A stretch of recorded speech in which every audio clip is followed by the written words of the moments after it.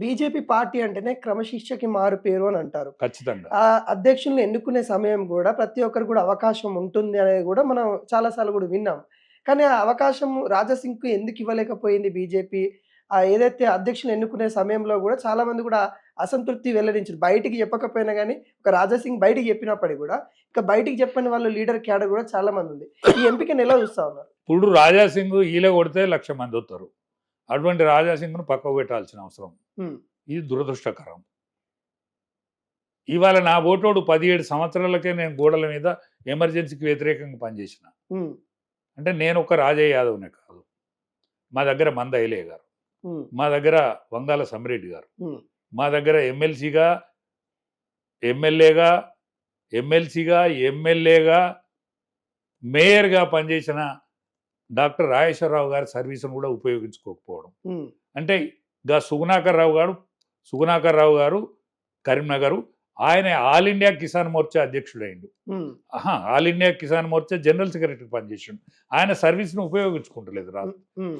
అంటే అనేక ఇప్పుడు కరీంనగర్లో అనేక మంది క్యాడర్ ఉన్నది, అవును. వాళ్ళని ఉపయోగించుకుంటలేరు. మహబూబ్నగర్లో అనేక మంది క్యాడర్ ఉన్నది, వాళ్ళని ఉపయోగించుకుంటలేరు. విశాఖపట్నంలో ఎన్నడో మేయర్ అయిండు, హ్మ్.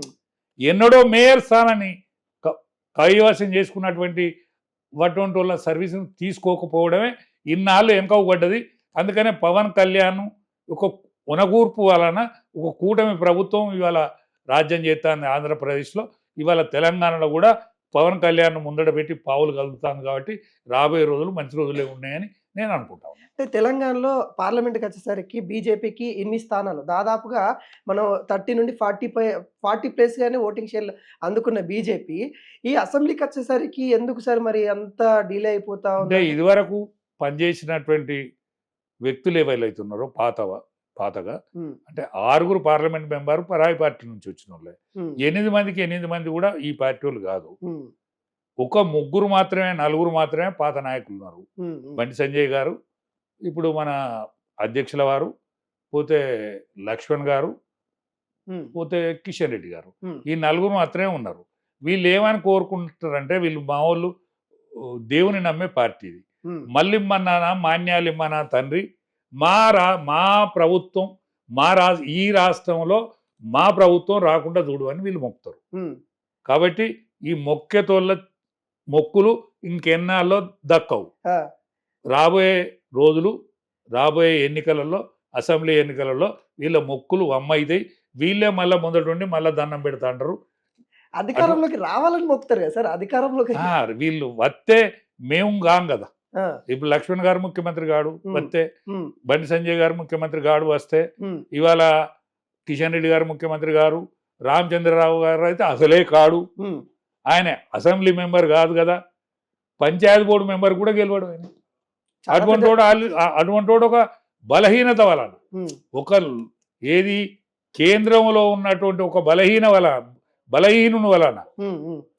ఒక బలహీనుని వలన ఒక చిన్న కేసు కోసం ఆయన మీద కేసీఆర్ పెట్టించిన కారణంగా రామచంద్రరావును ఆయన కోరుకున్నది ఏంటంటే, గువ్వల బాలరాజును తెచ్చిచ్చే జిమ్మదారి నీది, నేను అధ్యక్షుని చేసే జిమ్మదారి నాది అనేటువంటి పట్టుదలతో చేసిన బలహీనతలు, ఇవన్నీ బలహీనతలు ఉంటాయి.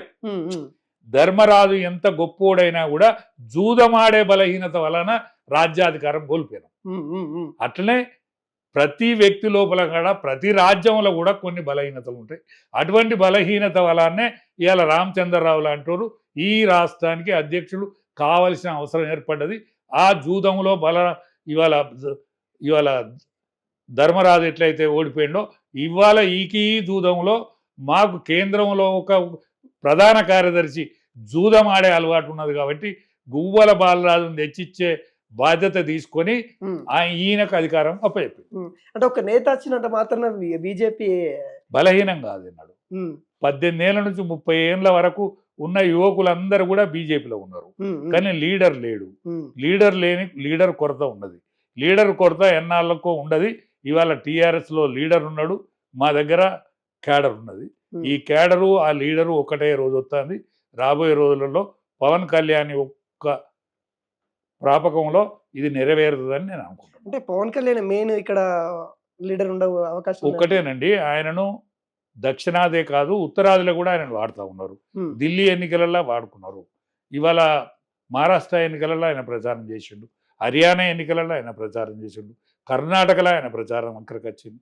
ఇవన్నీ కూడా ఇవాళ తమిళనాడులో కూడా ఆయనకు బాధ్యత తప్పచెప్పారు. ఉమ్. అనేక రాష్ట్రాలలో కూడా ఇవాళ దక్షిణాదికి ఒక దిక్చూచిగా ఆయన వాడుకుంటా ఉన్నారు. కాబట్టి రేపు రాబోయే రోజులలో మంచి అంటే రోజులు ఇక్కడున్న వస్తాయని. లీడర్లు మేము మాకు అదేం లేదు, జనసేనకు ఆంధ్రాలో పొత్తుంది కానీ తెలంగాణ మాకున్న వాళ్ళకి ఏం సంబంధం లేదు. అందుకని కిషన్ రెడ్డి లాంటి వాళ్ళు మొన్న మన మున్సిపల్ ఎన్నికలలో ఆయన రానియలేదు. ఉమ్, కానీ ఇప్పుడు తప్పని పరిస్థితి రాబోయే రోజులలో మీరు చూస్తారు కదా. ఉమ్. నేను మాట్లాడేది ఒకవేళ నిజం కాకుంటే మీరు అడగండి నన్ను.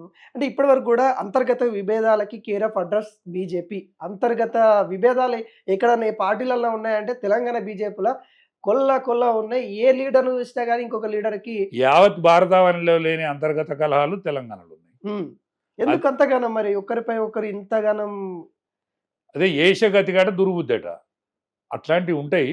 వాటిని మాన్పించేటువంటి నాయకత్వం కేంద్రంలో ఉన్నది. కాబట్టి వాళ్ళందరికీ కూడా ఎవ్వల పని వాళ్ళు చేసుకునేది రాబోయే రోజులలో మీరు చూస్తారు.